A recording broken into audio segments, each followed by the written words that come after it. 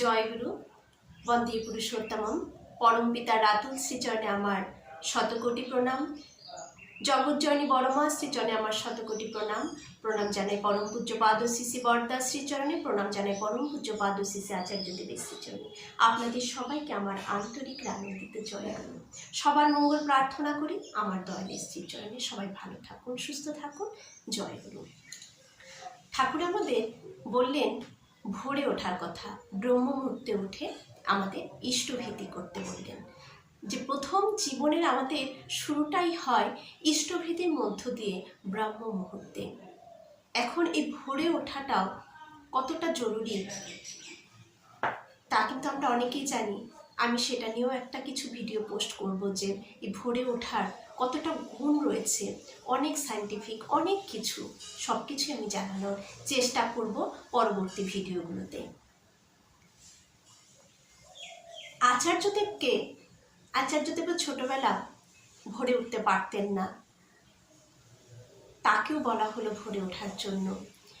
ঠাকুর পরিবারের আরেক দাদা, সেই দাদার ইষ্ট প্রসঙ্গে আমি শুনেছিলাম তিনিও ভোরে উঠতে পারতেন না, তাকেও পিতৃদেব তাকে আদর করে কিভাবে বোঝালেন ভোরে ওঠার জন্য। তাই সেই ঘটনাটাই আমি আজকে একটু বলবো। শ্রী পিতৃদেব আচার্যদেবকে, আমাদের বর্তমান যিনি আচার্যদেব, তাকে জিজ্ঞাসা করলেন যে দাদু তুমি ভোরে ওঠো না? আমাদের আচার্যদেব চুপ করে থাকলেন, কোনো উত্তর দিলেন না পিতৃদেব মানে পরম পূজ্যপাদ শ্রী বরদার প্রশ্নে। নিরুত্তর দেখে শ্রী পিতৃদেব বললেন তুমি ওঠো না কেন? তোমার বাবা ওঠে, ভোরে উঠলে মাথায় কাজ ভালো হয়। যদি আমরা ভোরে উঠি, ভোরে উঠলে মাথার কাজ ভালো হয়, শরীর ভালো থাকে, সারাটা দিন আনন্দে কাটে। খুব ভোরে উঠলে পরম পিতার সাথে আলাপ হয়ে যায়, কারণ ভোরবেলাটা ঠাকুররা জেগে থাকেন, পরম পিতা জেগে থাকেন। সেই সময় যদি আমরা উঠি, সেই সময় যদি নাম ধ্যান করি, তাহলে কিন্তু ঠাকুরের সাথে আমাদের ডাইরেক্ট একটা যোগসূত্র তৈরি হয়, ডাইরেক্ট ঠাকুরের সাথে আমাদের মেলবন্ধন হয়। কতটা কার্যকরী, যারা ভোরে উঠতে পারে তারা কতটা ভাগ্যবান বা ভাগ্যবতী যে তারা ডাইরেক্ট ঠাকুরের সাথে কানেক্ট হচ্ছে। তাহলে ভোরে উঠলে আমার মাথার কাজ ভালো হয়, মানে ব্রেনের কাজগুলো খুব ভালো হয়, বুদ্ধিটা ভালো হয়, শরীর ভালো থাকে, সারাটা দিন আনন্দে কাটে। খুব ভোরে উঠলে পরম পিতার সাথে আলাপ হয়ে যায়, কারণ তিনি তখন জেগে থাকেন সকলের সাথে। যারা যারা ভোরে উঠবেন তাদের সাথে তিনি তখন কথা বলেন। পাখি ডাকে, ফুলের গন্ধ ভেসে আসে, স্বর্গীয় ভাবের উন্মেষ হয়। আমার ঠাকুরদাদা ভোরে উঠতেন, তুমিও উঠলেই পারো। তুমি তো আমারই নাতি, তুমিও ঠিক পারবে, ভোরবেলা ঠিকই উঠতে পারবে। শ্রী পিতৃদেবের কথা শেষ হতেই পূজনীয় বাবাই বাবু মানে আমাদের আচার্যদেব মেঝে পাতা শতরঞ্জির ওপর বসলেন। তাহলে আচার্যদেবকেও ছোটবেলা পিতৃদেব ভোরে ওঠার কথা বললেন। এই যে আমাদের ব্রহ্ম মুহূর্তে ইষ্টভীতির কথা ঠাকুর বলে গেছেন, কেন বলে গেছেন? এই যে শ্রী পিতৃদেব বললেন যে ভোরে, খুব ভোরে উঠলে পরম পিতার সাথে আলাপ হয়ে যায়।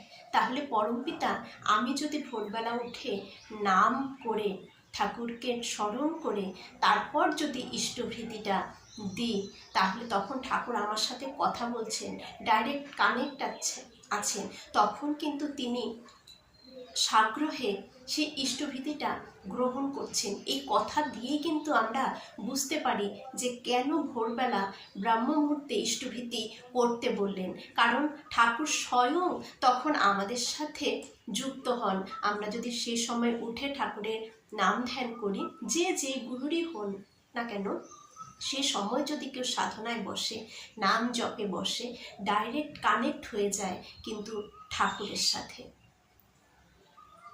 আমরা সবাই চেষ্টা করব, আর আমরা পারি না এমন কিছু নেই। যদি বলি আমি ভোরে উঠছি, ভোরে উঠবই, আমাকে ভোরে উঠতেই হবে, এই কথাটা রোজ আমরা বলবো, ভাববো এবং করার চেষ্টা রাখি।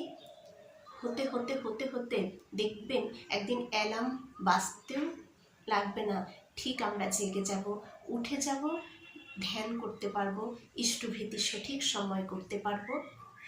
আমার ঠাকুর আমার সাথে যুক্ত থাকবেন, কানেক্ট হয়ে যাবে আমার সাথে আমার ঠাকুরের। সবাই আমরা চেষ্টা করব। কারণ আমি যদি ভাবি আমি ভোরে উঠবই, আমি ভোরে উঠতে পারছি, উঠতে পারবই, এই বলাটা আমার চেতন মন আমার অবচেতন মনে পৌঁছে দেবে। আর অবচেতনের মনের এতই পাওয়ার, অবচেতনের মনের এতই পাওয়ার, কারণ দেখুন অবচেতন মন কিন্তু ভালো কোনটা মন্দ কোনটা সে সিদ্ধান্ত নিতে পারে না। চেতন মন যা চায়, অবচেতন মন সেটাকেই সম্পূর্ণতায় রূপ দেয়, মানে সাকসেস করে, সেটাকে করেই ফেলে। তাহলে আমার চেতন মনে যদি আমি সব সময় বলি আমার ভোরে উঠতেই হবে, আমি ভোরে উঠবই, আমি ব্রহ্ম মুহূর্তে ইষ্টভীতি করব, অবচেতন মন সেইটাই করাবে আমার দ্বারা, করাবেই। তাই সবাই আমরা চেষ্টা করব, নিশ্চয়ই পারবো। আমরা পরম পিতার সন্তান, আমরা সব পারি। জয় গুরু, বন্দে পুরুষোত্তম। সবার মঙ্গল প্রার্থনা করি আমার প্রভু শ্রীচরণে। জয় গুরু।